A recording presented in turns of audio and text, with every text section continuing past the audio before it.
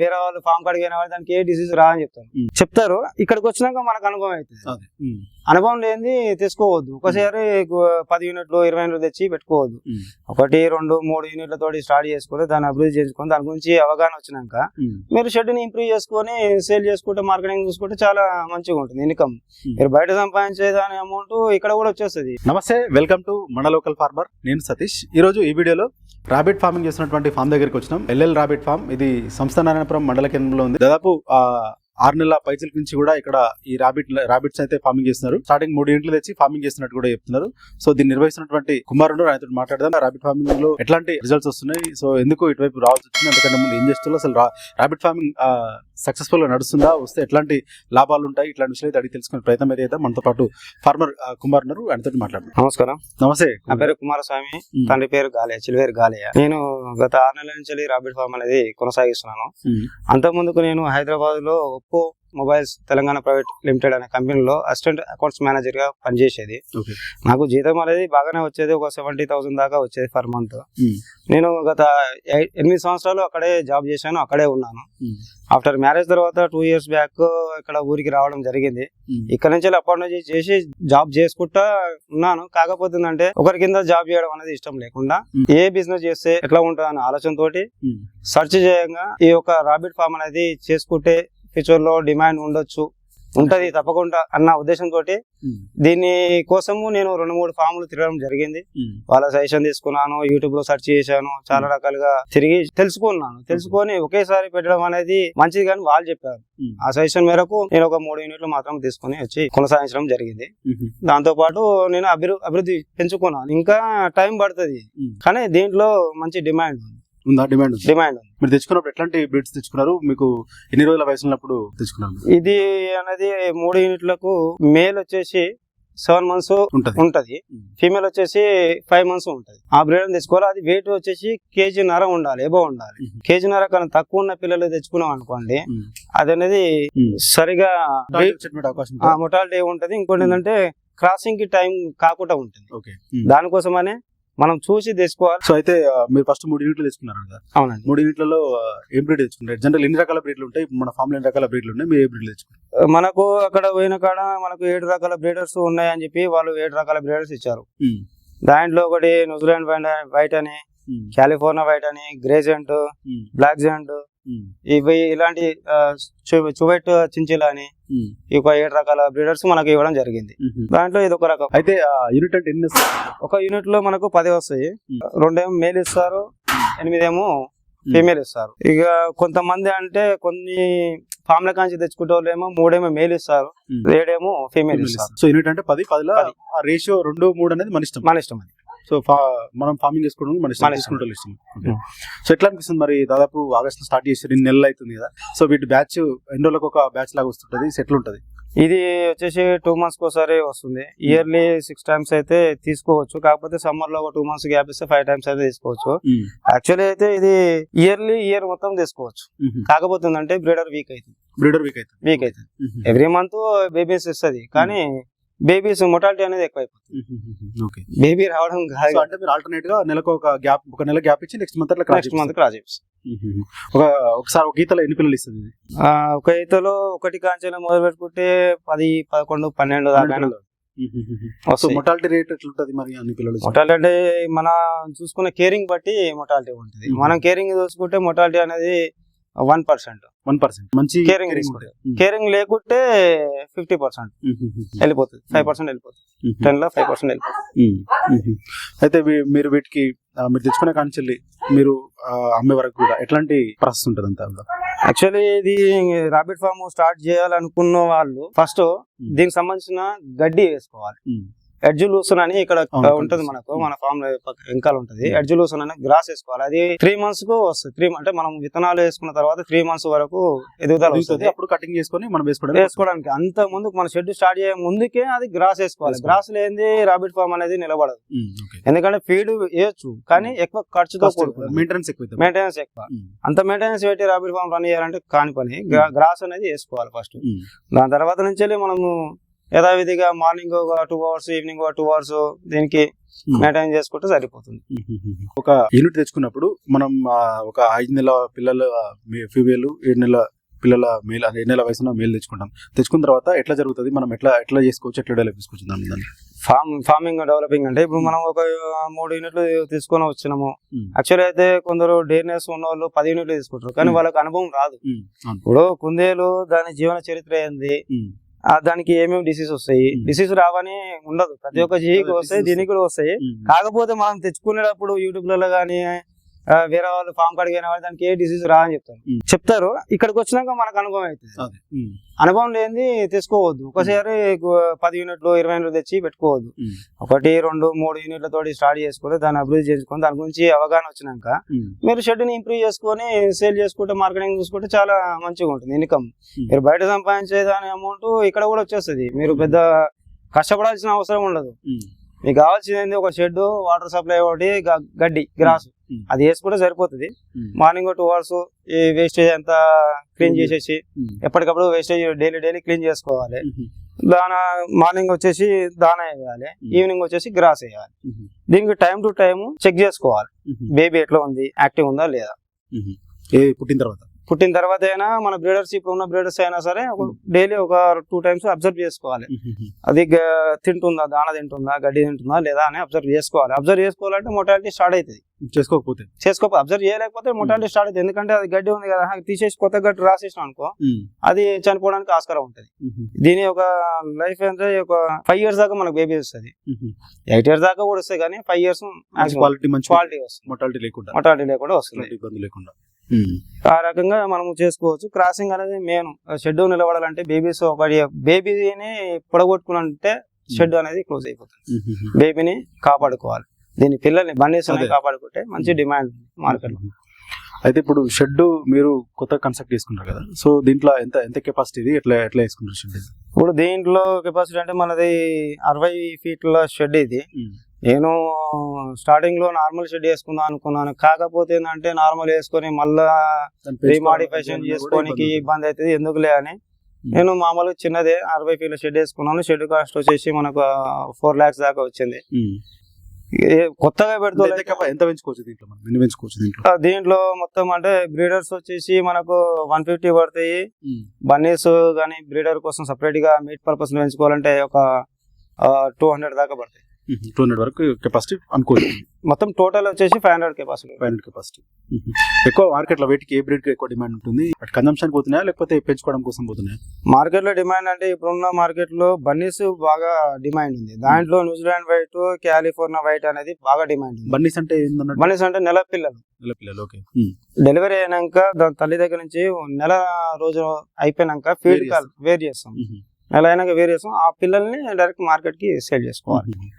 నెల వయసున్న పిల్లల్ని డైరెక్ట్ సేల్ చేసుకోవాలి. ఎంత వెయిట్ ఉంటుంది అప్పుడు? అది వచ్చేసి 300 grams to 400 grams ఉంటుంది. అది ఇండ్లలో పెట్ పర్పస్ వైట్. ఇక బ్లాక్ జెంట్, గ్రే జెంట్ ఇవి అనేది మీట్ పర్పస్ వెళ్తాయి చాలా వరకు. సో ఎట్లా ఉంటది వీటి కాస్ట్? మామూలుగా మీట్ పర్పస్ అయితే ఎట్లుంటది, లేకపోతే మీట్ కైనా లేకపోతే పెట్స్ లాగా పెంచుకోవడానికైనా సేమ్ ఉంటది? ఎట్లుంటది? మీట్ పర్పస్ అనేది వేరే ఉంటది. ఫర్ కేజీ లైవ్ తోటి ఇస్తాము. ఇక పెట్ పర్పస్ అంటే మన జోడి జత ఎట్లా ఎంత వయసు? 1 month వయసు ఉన్నప్పుడు పెట్ పర్పస్ ఇస్తాం. మీట్ కు రావాలంటే మనకు 4 months ఇక్కడ ఫామ్ లో పెంచాలి. పెంచితే మనకు 2 kg దాకా వస్తుంది. 4 months 5 months పెంచితే 2.5 months. అంటే మనం ఇచ్చే ఫీడ్ బట్టి ఎంత ఇస్తారు లైవ్ రేట్? దాన్ని లైవ్ రేట్ వచ్చేసి మనము రిటైల్ గా అమ్ముకుంటే ఒక రేట్ ఉంటుంది, రిటైల్ గా అమ్ముకుంటే 450 to 500 ఉంటుంది కేజీ లైవ్. హోల్సేల్ అనుకోండి 300 rupees అట్లా పడుతుంది. సో జనరల్ గా ఎట్లాంటి కేరింగ్ తీసుకునేటువంటి పరిస్థితి ఉంటుంది వీటికి తెచ్చుకున్న తర్వాత అంటే మనకి అది క్రాస్ చేసిన తర్వాత కానీ లేకపోతే క్రాసింగ్ తర్వాత వాటి పిల్లలు పుట్టిన తర్వాత కానీ ఆ సందర్భాల్లో ఏమైనా వ్యాక్సిన్ కానీ లేకపోతే కేరింగ్ కానీ ఎట్లా ఉంటుంది? యాక్చువల్లీ వ్యాక్సిన్ అనేది దీంట్లోకి ఇవ్వాలని చెప్పారు, కాకపోతే మనం ఎలాంటి వ్యాక్సిన్ అనేది వాడట్లేదు ఇక్కడ. తెచ్చుకున్నాక 2-3 రకాల వ్యాక్సిన్లు ఇచ్చారు. ఫస్ట్ ఫామ్ పెట్టిన కొత్తలో వ్యాక్సిన్ వాడాను, 2 times 3 times వాడాను.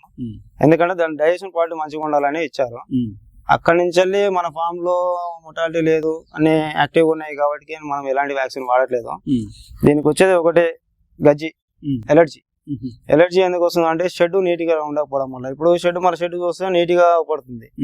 ఈ షెడ్ అనేది గుంతలు బురద లెక్క ఖర్చు లెక్క తయారైనప్పుడు దీని స్మెల్ కి దీని వేస్టేజ్ స్మెల్ కి ఎలర్జీ రావడం జరుగుతుంది.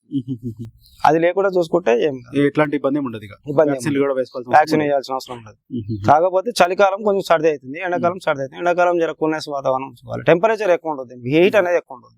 ఎందుకంటే రాబిడ్ కొంచెం హీట్ ఉంటుంది. సో ఎండాకాలం స్పెషల్ కేర్ తీసుకుంటారా? స్పెషల్ కేర్ తీసుకోవాలి. ఎండాకాలం ఫ్యాన్ కరెంట్ అవసరం లేదు, షెడ్ కి కరెంట్ అవసరం లేదు. కాకపోతే ఏంటంటే మీదంగా గడ్డి షెడ్ పైన వాటర్ స్ప్రింక్లింగ్ ఆన్ చేయడం కానీ ఉంచుకోవాలి. సైడ్ లో కూడా గుణ బస్సులు కట్టుకొని స్ప్రింక్లింగ్ ఎట్లా అనిపిస్తుంది మరి మీకు? 3 యూనిట్లు తెచ్చుకున్నప్పుడు ఎంత పెట్టి తెచ్చుకున్నారు? ఆ తర్వాత బ్రేక్ అప్పుడు మేము 3 యూనిట్లు తీసుకున్నప్పుడు ఒక యూనిట్ కి వచ్చేసి 20,000 లెక్క పడింది విత్ కేజ్ తోటి ఒక 3 యూనిట్లకు 60,000 దాకా అయింది. ట్రాన్స్పోర్ట్ కాకుండా 60,000 రూపాయల దాకా అయింది. దాని నుంచి వెళ్ళి మనం ఇక్కడికి వచ్చినాక క్రాసింగ్ చేయించుకొని పిల్లల్ని అభివృద్ధి చేయించుకొని కేసులు మనమే తయారు చేసుకుంటాము. ఎవరికైనా కావాలని కూడా తయారు చేసి ఇస్తాము. అట్లా షెడ్ డెవలప్ చేసుకున్నాం. ఫస్ట్ థింగ్ ఏంటంటే మన షెడ్ డెవలప్ అయితేనే మనకు ఇన్కమ్ సోర్స్ వస్తుంది. 3 యూనిట్లతో కూడా సంపాదించవచ్చు. కాకపోతే అంటే 2 months ఒకసారి మనకు 5,000 10,000 వస్తాయి. ఇంత పెద్ద షెడ్ చేసుకొని మనకు అమౌంట్ అనేది సరిపోదు కదా. సరే అని ఇంప్రూవ్ చేసుకుంటాం. మీరు ఆ తర్వాత మీరు 3 యూనిట్లు తెచ్చుకొని వాటిని డెవలప్ చేసుకుంటే తప్ప మళ్ళీ అడిషనల్ తెచ్చుకోలేదు. సో వాటిని డెవలప్ చేసుకోలేదు. సో ఇప్పుడు రెగ్యులర్ గా నెలకు ఎన్ని పిల్లలు అంటే మనకు జనరల్ గా ఒక అవుట్పుట్ కానీ ప్రొడక్షన్ ఎన్ని వస్తాయి అట్లా ఉంటది. మన ఇప్పుడు నేనున్న అంటే మా ప్లాన్ ప్రకారం మంత్లీ మా షెడ్ లో ఒక 300 పిల్లలు వెళ్తాయి. 300 మనకున్న షెడ్ లో ప్రజెంట్. అంటే మీరు ఒక నెలకు ఒక ఇన్ని పర్టికులర్ గా మనకు నెలకి ఇన్ని పిల్లలు వస్తే ఇన్ని సెల్ చేయడం అట్లాంటి ఏమన్నా అట్లా ఏమైనా అనుకుంటారు? అట్లాంటి షెడ్యూల్ ఏమైనా? ఆ షెడ్యూల్ అనేది చేసుకోవాలి. మనం ఆ షెడ్యూల్ చేసుకుంటే మన షెడ్ అనేది ముందుకు పోతుంది. షెడ్యూల్ లేకుంటే ముందుకు పోదు. యాక్చువల్లీ అయితే నాది నెలకు 500 to 600 పిల్లలు బేబీస్ బన్నీస్ బయటకు పోవాలన్న ఉద్దేశం ఉంది. ప్రజెంట్ మన షెడ్ ఇంప్రూవ్ అవుతుంది కాబట్టి ఇప్పుడైతే వెళ్తున్నాయి 150 దాకా వెళ్తున్నాయి. ఫ్యూచర్ లో 500 600 దాకా కూడా చేస్తాను. సో ఎట్లా అనిపిస్తుంది మరి మీకు? ఇన్ని నెలల కాలంలో మీరు నెలకి ఇన్ని ప్రొడక్షన్ అవుట్పుట్ వస్తుంది, దాన్ని సేల్ చేసుకుంటారు కదా. సో ఎట్లా అనిపిస్తుంది మీకు? పెట్టిన పెట్టుబడి తోటి కంపేర్ చేసుకుంటే వచ్చేటువంటి రిటర్న్స్ కావచ్చు ఇవన్నీ కూడా, లేకపోతే మీరు చేసేటువంటి మెయింటెనెన్స్ కావచ్చు, ఇదంతా కూడా చూసుకుంటే ఎట్లా అనిపిస్తుంది? ఇప్పుడు మనం పెట్టుబడి అంటే మనకు ఇష్టం ఉంది కాబట్టి మనం పెట్టుబడి చేసి ముందరకు దిగినాం. ఇష్టం లేకుంటే ఎంత పెట్టుబడి పెట్టినా ఏ బిజినెస్ చేసినా కూడా వృధా అవుతుంది. మనకి ఇష్టం ఉంది కాబట్టి కొంచెం వెయిట్ చేస్తున్నాయి. ప్రెసెంట్ అయితే మంచిగా ఉంది. వచ్చిన పిల్లలు 2 months ఒకసారి మన ఉన్న దగ్గర 2 months ఒకసారి అయినా సరే సేల్ చేసుకుంటున్నాను, నడుస్తుంది. ఇక ఫ్యూచర్ లో దానికన్నా ఎక్కువ సంపాదించాలన్న ఆలోచన వస్తుంది. రాదని కాదు, వస్తుంది. కాకపోతే అంటే టైం టేకింగ్.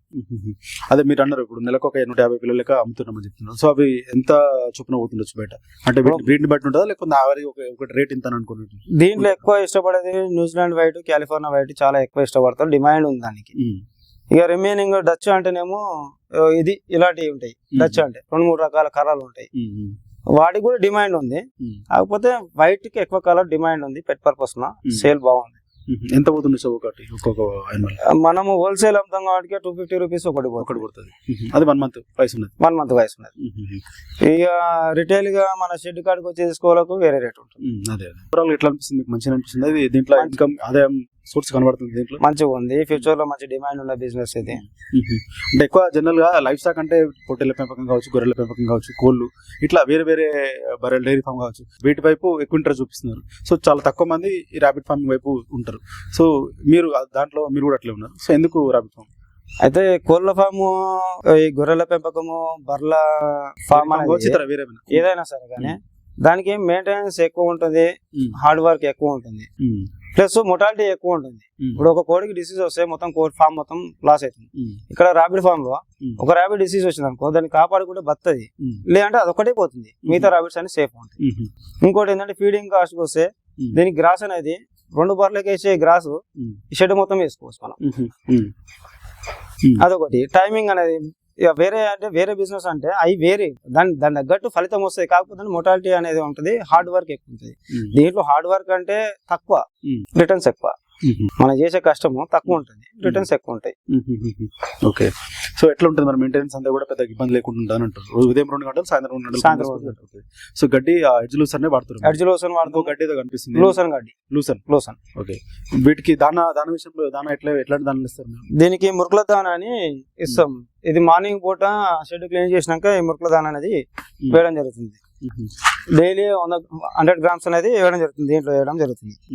ఇవి వాటందులో ఇవి మనం గ్రాస్ వేసే వరకు అవి దానా అనేది తినేసి డైలీ 100 grams ఇస్తారు. Daily 100 grams. అది నార్మల్ పీరియడ్ కి.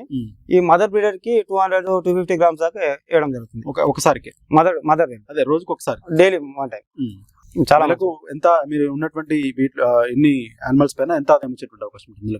డెవలప్ ఇప్పుడు ప్రెసెంట్ ఇప్పుడు నేను పెట్టి 6 months అవుతుంది కాబట్టి నాకు వచ్చే ఇన్కమ్ వస్తుంది అంటే 30 దాకా వస్తుంది యావరేజ్ గా. ఖర్చులు బాగా వస్తుంది. ఫ్యూచర్ లో ఇంకెక్కువ పెంచుకుందాం అనుకుంటారా? మరి ఎట్లా అనిపిస్తుంది? దీన్ని ఇలాగా కంటిన్యూ చేస్తాను.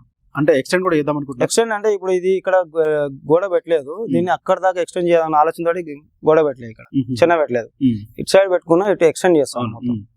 సో మంచి రిజల్ట్ మంచిగా ఉంది కాబట్టి ప్రాఫిట్స్ కూడా కనిపిస్తున్నాయి కాబట్టి మీరు ఎక్స్టెండ్ చేద్దాం. సో రిస్క్ కూడా ఇక్కడ ఎక్కువ ఇబ్బంది ఎక్కువ ఏమీ లేదు. సో మెయింటెనెన్స్ విషయంలో కూడా పెద్దగా ఎక్కువ జాగ్రత్తలు తీసుకునే అవసరం లేదు, మోటార్లు కూడా తక్కువనే వస్తుంది. అది మనం తీసుకునే కేరింగ్ బట్టి. సో డైలీ ఒక్కొక్క యానిమల్ ని చూసుకుంటూ గమనించుకుంటూ ఉంటే అబ్జర్వ్ చేసుకుంటా ఏమైనా వాటికి ఏమైనా ఇబ్బందులు తీసుకుంటా నడిపించుకుంటే సరే. Thank you. సో ఇది కుమార్ గారు చెప్తున్నారు. దాదాపు 8 నెలల కాలం నుంచి కూడా రాబిట్ ఫామ్ అయితే సక్సెస్ఫుల్ నడిపిస్తున్నట్టు చెప్తున్నారు. ఫస్ట్ మొదటగా 3 బ్యాచ్లు తెచ్చుకొని అయితే దీన్ని స్టార్ట్ చేసినట్టు చెప్తుంది. ఒక్కో బ్యాచ్ కి 10 పిల్లలు చొప్పున అంటే 10 యానిమల్స్ చొప్పున ఇస్తున్నట్టుగా చెప్తున్నారు. సో ప్రజెంట్ అయితే ఎక్కువ పెట్ పర్పసే సేల్ అవుతున్నట్టుగా చెప్తున్నారు. సో ఇవి కూడా హోల్సేల్ గా అయితే ఒక రేటు, నార్మల్ గా రీటైల్ గా అయితే ఒక రేటు ఉన్నట్టు చెప్తున్నారు. సో దీంట్లో ప్రధానంగా 2-3 బ్రీడ్స్ కే ఎక్కువ డిమాండ్ ఉన్నట్టుగా చెప్తున్నారు. సో అవి కూడా పెట్టుకు ఒక రకంగా, అలాగే కన్సంప్షన్ కి వెళ్ళేటువంటి వాటికి ఒక రకంగా ఉన్నట్టు చెప్తున్నారు. సో ఒక 1 month వయసు ఉన్నటువంటి ఒక పిల్లని 250 రూపాయలు చొప్పున కూడా రిటైల్ గా హోల్సేల్ గా అమ్ముతున్నట్టు చెప్తున్నారు. అదైతే కన్సంప్షన్ కోసం తీసుకునే కనుక వాళ్ళకి కేజీకి 450 రూపాయలు చొప్పున అమ్ముతున్నట్టుగా కూడా చెప్తున్నారు. సో దీంట్లో ఈ రాబిట్ ఫార్మింగ్ లో కూడా మంచి ఆదాయం ఉన్నట్టు చెప్తున్నారు. సో కేరింగ్ తీసుకుంటే మంచి రిజల్ట్స్ కూడా వస్తున్నట్టు కూడా చెప్తున్నారు. సో ప్రజెంట్ అయినా దాదాపు 30,000 ఆదాయం అయితే నెలకు సుమారుగా ఖర్చులన్నీ పొందుతున్నట్టుగా కూడా చెప్తున్నారు.